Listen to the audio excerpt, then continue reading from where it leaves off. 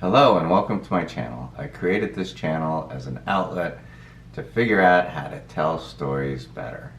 I hope you enjoy them. Thanks. So, I am the world's worst Christmas present wrapper. I mean, I am historically bad. So, like this past Christmas, I was wrapping this triangular thing. It's actually a reindeer bookend and kind of triangular shaped.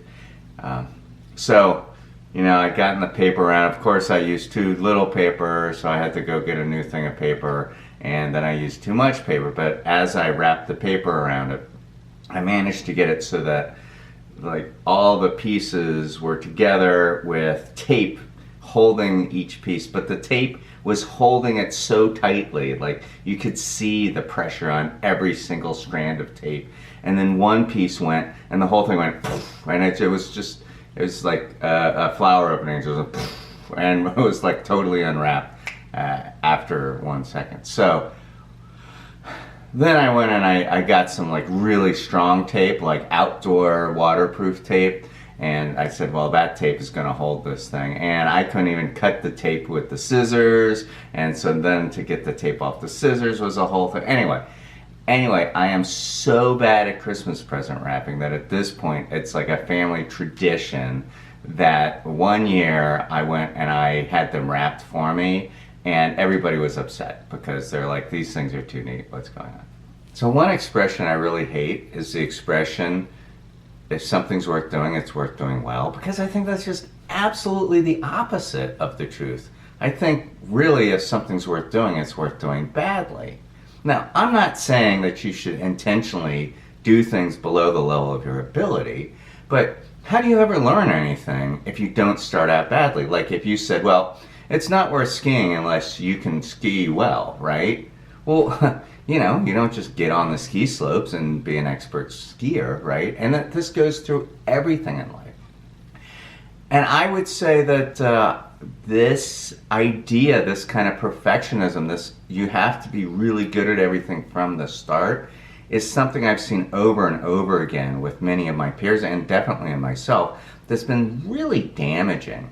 That people hold themselves up to an ideal that's just not reasonable or maybe not possible to meet. That you're going to step in and be great at everything. So growing up early on, I was labeled as the smart kid. My twin sister and I, we were in gifted programs and always had special classes and got lots of special attention and things like that. And which was all great, but definitely I defined myself as the smart kid. And around 7th grade, I stopped doing almost any homework at all because really I would do just fine in classes without having to go and do all that homework and all.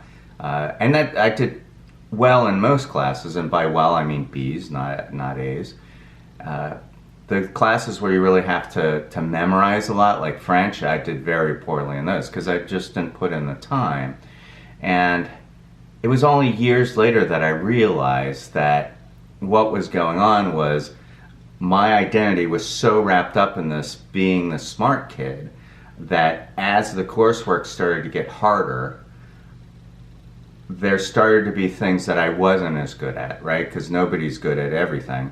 And what had happened was I was, to like preserve my own psyche, I would not study because if I didn't do well on a subject, because I didn't put in the work, I could still maintain my identity. If your identity is wrapped around being smart, if you don't get that new material, if you don't understand it, then it threatens your identity.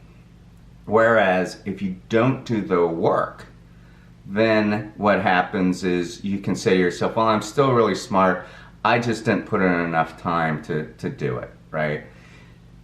So this is definitely a case where I feel like perfectionism really hurt me. That, not being worried about how great I might be at something, stopped me from even dipping my toe into a lot of things.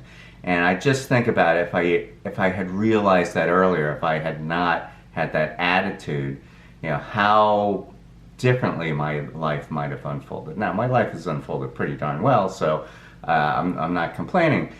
But I see how that has been a detriment to me, and I see all around me with friends that I see this all the time where people say, well, I'm not sure I'd be any good at that, so they don't even try stuff. And I'm just really pushing everybody, like, really embrace the badly. If there's something that you think is interesting, try it. If let's say you want to try to tell stories, but you're not sure that they'll be amazing, right? Then try it. See what you can do. Give it some time. Allow yourself to do it badly for a while, and then either you'll become good at it or you'll move on to something else. But don't worry. Don't feel like you have to do it great or it's not worth doing. Thank you. If you enjoy these stories, feel free to like them and subscribe to the channel, and maybe even leave a comment or two. Thank you. I was going to say, if you can't do something badly, don't do anything. I don't think that's the phrase.